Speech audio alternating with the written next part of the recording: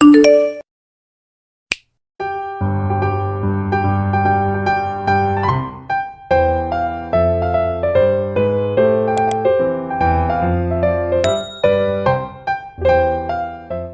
time I fall in it deep, and I can't fight it, I can't fight it. You read my mind, I'm losing my sleep.